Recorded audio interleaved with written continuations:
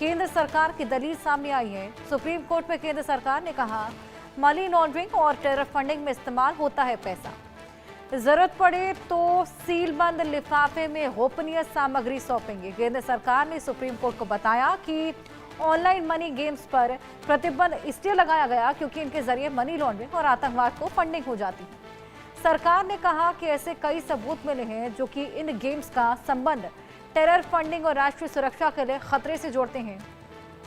संदिग्ध लेन देन और फर्जी खातों के माध्यम से पैसा देश से बाहर भेजा जाता है, जिससे देश की अखंडता को खतरा होता है। और जानकारी दीजिए संभव।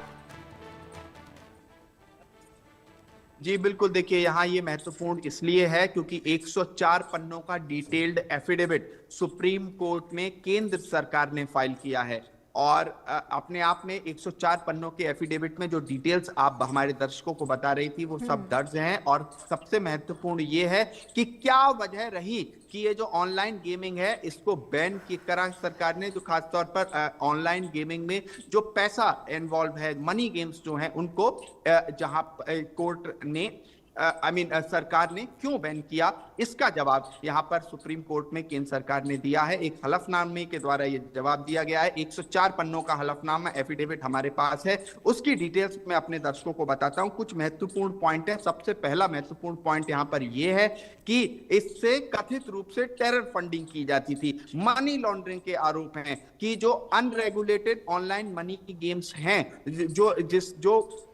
जिस पे सरकार का कानून नहीं लगता था या रेगुलेशन किसी भी तरह का नहीं था, या उन सब मनी गेम्स से कहीं ना कहीं जो पैसा था वो हवाला के जरिए बाहर जाता था। शेल कंपनीज के आरोप लगाए गए हैं कि कई शेल कंपनीज थी विदेशों में।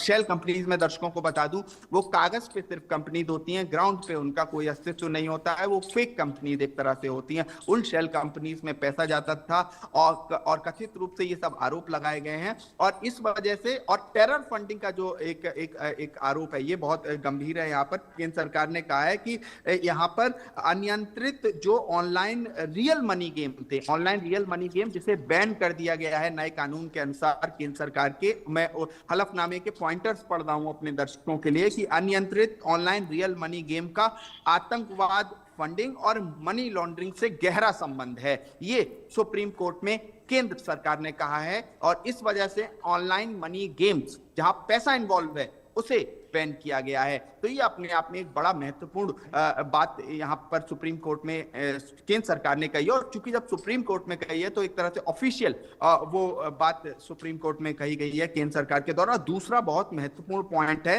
कि जरूरत पड़ी तो सीलबंद लिफाफे में जो गोपनीय सामग्री है, क्यों कह रही है कि कहा जा रहा है ये केंद्र सरकार ऐसा क्यों कह रही है, उसकी जो सामग्री है केंद्र सरकार के पास जो प्रूफ है उस प्रूफ को भी जो